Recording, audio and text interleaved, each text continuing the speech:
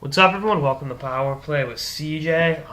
Today we're going to focus in on the rumors about Toronto. I want to move up and getting the number one pick, and why I think Edmonton will be a play as well.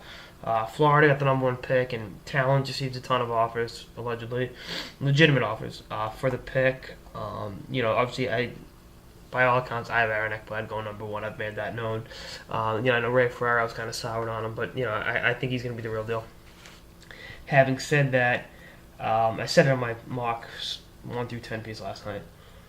Toronto could move up with Edmonton first. I think Edmonton's trading down. I think the best thing for the Oilers would be to trade down to that 8th spot, and then get draft a hidden flurry of the defenseman from Red Deer. I think that would be the best thing for the Oilers organization. I think if they sit tight, if you saw my mock draft piece, I said to take a Hydra Seidel. So that's that.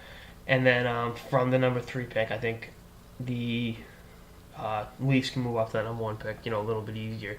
I think it's easier. But, also, Florida might want to trade down to 8, too, and try to get some assets. I'm not going to speculate, what assets might be in play. But, I would assume, maybe Gardner. Maybe Gardner and that pick to move up. I don't know. I'm not even going to begin to play those games. I don't think they give up Kadri in that deal. I think that would be laughable. But, you never know with the Leafs. And I think this is just the lack. Goes to show you how out of touch the Leafs are with reality. Just this past week. The Penguins not getting done in the playoffs. They fired Danny Biasma. The Leafs have an epic collapse in their first playoff series in 10 years, 9 years, and then they collapsed on the stretches here because they have the worst Corsi in the league, despite having a pretty good team.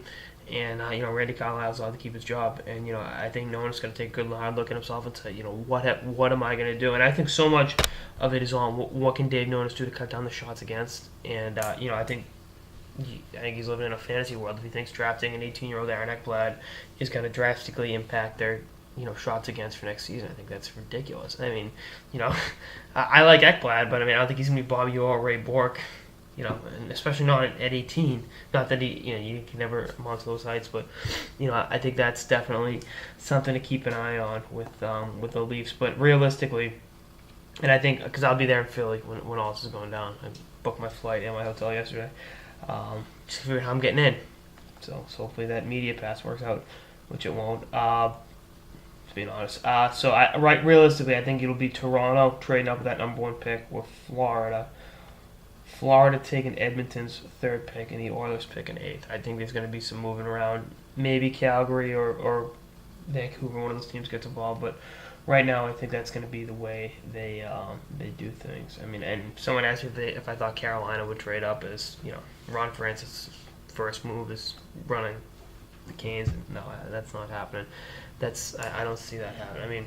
Hey, I've been wrong before, many times in fact, but I don't see the Hurricanes moving up that number 1 pick.